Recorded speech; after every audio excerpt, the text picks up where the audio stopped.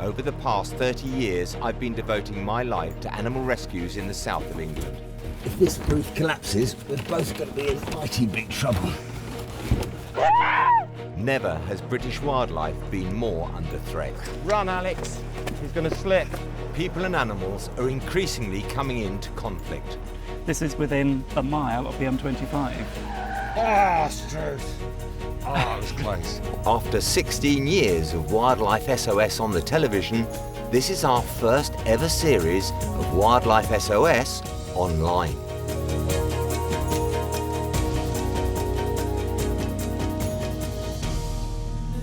In this episode of Wildlife SOS, the fox cub with the injured neck is making great progress. Very, very proud of how well that's done. And I find myself in a very precarious situation whilst helping some newborn fawns. This could be worth 250 quid, couldn't it?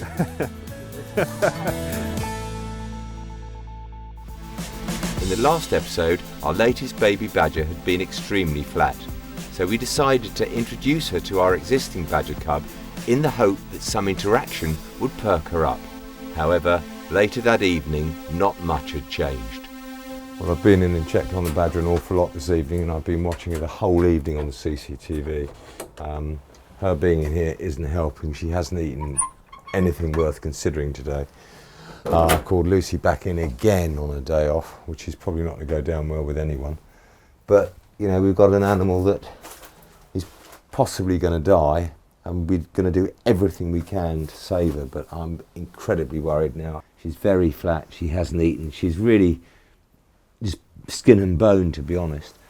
And being with the other badger just hasn't done or had the effect we hoped it would.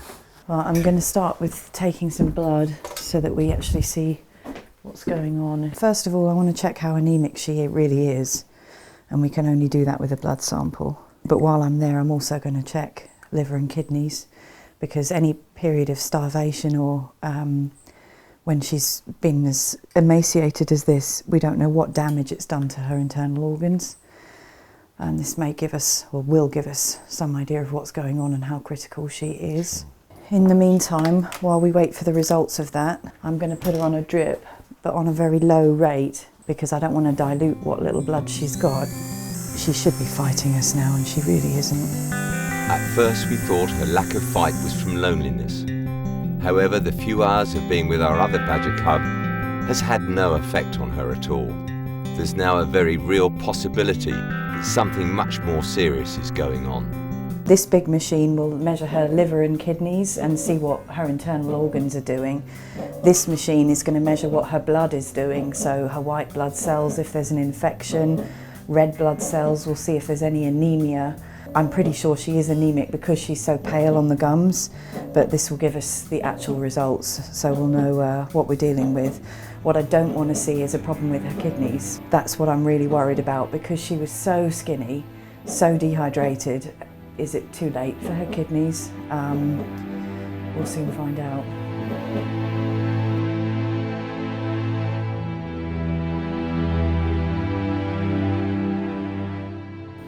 She's not as anemic as I thought, which is a good... Do you remember the very, very sick little badger we had last year with a PCV of 7? Yeah. Hers is 28. It's still low, but it's not as bad as her. We got them back last year, didn't we? Yeah, yeah. I think we're looking at emaciation and not an actual illness, which is what we wanted to see. Yeah, absolutely. I think the initial thing yesterday, she came in, she was freezing cold. She warmed up enough that, you know, it sort of tricked her into thinking she's all right, so she ate quite well. And then today, you know, the body just said, this isn't right, I'm not well. And she started to back off again. I'm hopeful we can get her back from this, but it's certainly the right thing to do, having her on the drip. Blimey, it's been a long day. Started at 6 this morning and it's now 5 to midnight on your day On off. my day off. It's a great job, this, isn't it, really? I think. It's great when it goes right. Well, we've done everything we can now. We've taken bloods, we know the results aren't as bad as they might have been, but they're certainly far from good. She's on a drip. We just hope this gives her the strength to want to start to eat tomorrow or very soon afterwards. But we'll check her throughout the night and keep checking on a very regular basis, and I think a few prayers are going to be said tonight as well.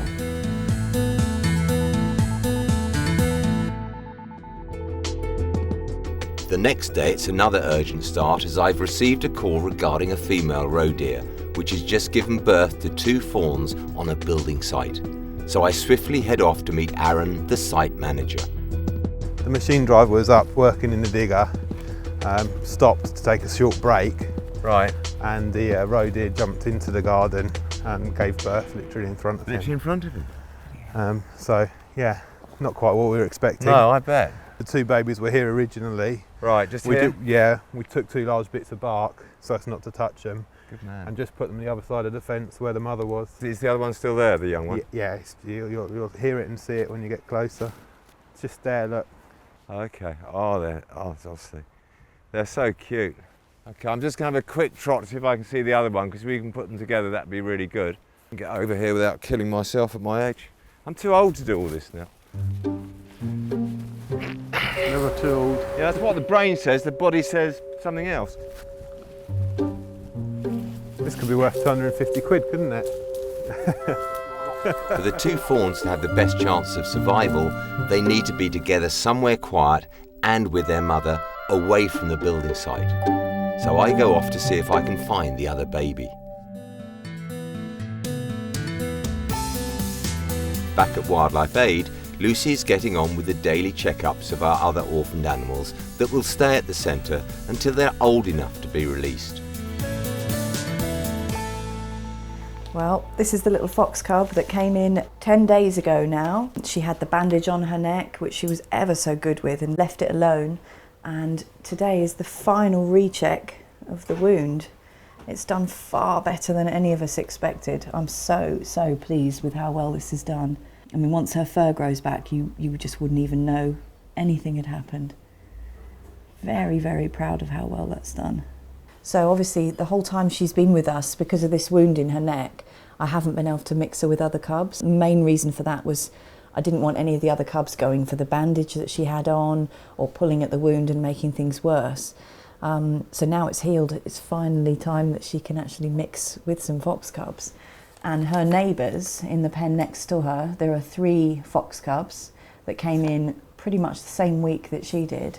And that's who I'm going to mix her with. I think you could safely say he's quite relaxed, not bothered by each other at all, which is exactly what we wanted to see.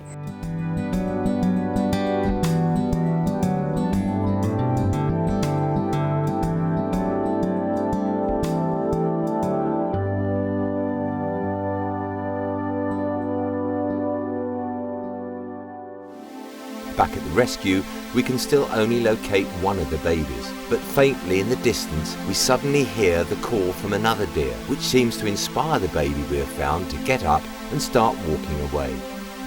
Well, we've just come out, we heard the baby calling, you can probably still hear it in the background. And as we walked down the road, we saw Mum standing there, she's very nervous. I think when we go close, she's obviously going to go again, but I'm going to see if I can find the other baby, put this one with it, so at least they're together. Well, I don't want any smell of me on this fawn.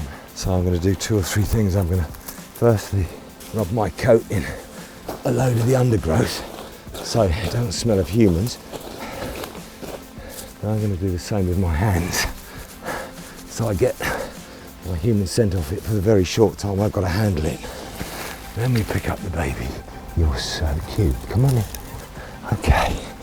Right, shopping bag of this. Right, sweetheart. So she'll be safe while we go through the fence. And there should be no smell of me on her then, which is good. And then we'll try and find the other baby and lie them together. Then, sadly, it's back down to nature. Mum will take the choice what she wants to do. Right, let's go back there quick. Right, we're going back down the road. We know Mum's close to the other one, but all we need to do now is to find the other fawn and put them together. It's right there. Right in front of me. Yet Mum's the other side of the fence. With the fawn and its mum on opposite sides of the fence, we quickly decide to put both fawns over the fence into the same area as Mum. That way the fence will protect them from the road and more importantly from passing cars. Well, there's the first baby going over. We know Mum is only about 40 feet away and at least they're a little bit protected by being outside the road. It's at moments like this you realise just how amazing nature is. Just hours ago it produced these two amazing little babies, and yet it's man's actions of building roads and putting up fences which makes it so difficult for their mum to do her job properly. All I can do is to get them all in a position that maximises their chances of survival. God, there we are. You comfortable? There we are. There we are. Okay. So I think you step back and step away now. I'll try and get back here maybe later on tonight and have a look, see if they're still there. But even then, I mean, when do you interfere? You've got a mum and two babies in the wild where she had them. We shouldn't really interfere too much past that. She's still hanging around her, Yeah. even with all of us here. She's Sure. not wandered off too far. No, that's cool. Gentlemen, well, thank you so much for your help and advice as well, actually, at the end.